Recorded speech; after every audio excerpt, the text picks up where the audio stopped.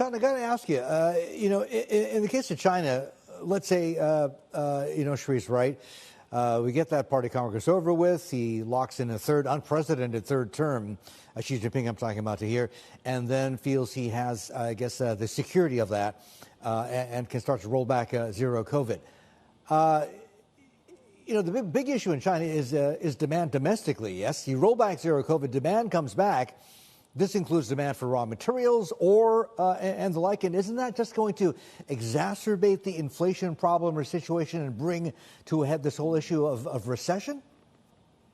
Yeah, so certainly the challenge we've got is the world has fundamentally changed in that we are experiencing problems from decades of irresponsible monetary policy from global central banks. It's meant there's too much money in the markets. Excuse me, I'm sorry. As we move forward, the challenge becomes that there's also, post-COVID, a huge supply response in terms of governments providing fiscal support. And then we've had regional conflict, and Russia-Ukraine is the obvious issue.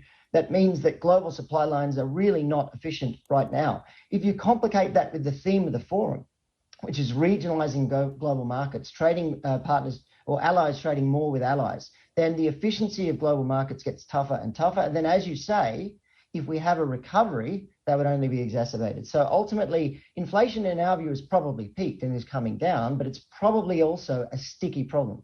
So we've got the situation is getting less bad, but it's unlikely to get good in the near term. Shaun, with that in mind, where does that directionally leave the dollar? Where does it leave nominal bond yields? And what are the implications for us out here in emerging market land? Yeah, so if we start with the dollar's unlikely to have peaked at the moment. The challenge that markets are facing is if we're heading into a period of macro slowdown, tightening of earnings, difficulty in meeting credit targets, then that, of course, means that demand for dollars and especially high-quality collateral will remain strong. I'd be surprised if the dollar has peaked. Obviously, we have probably begun a peaking process in the idea that the short end of the curve will reach its limits for the Fed, leading us into higher interest rates. What does that mean for markets or bond markets, as you said? Well, for bond markets, that's complicated because rates are likely to continue to go up in the short term, and that's obviously a consensus view. I'm sure I'm not surprising anyone with that. However, the long end of the curve is interesting. From my perspective, I struggle to believe bonds can still rally. I feel that the long end of the yield curve is probably tapped out from a yield perspective because there's just too much debt in the world. The capacity for the developed world to accommodate debt is just not there. What that means for EM is that markets are likely to go down across the board. I would be surprised if they can punch through falling 200-day moving averages.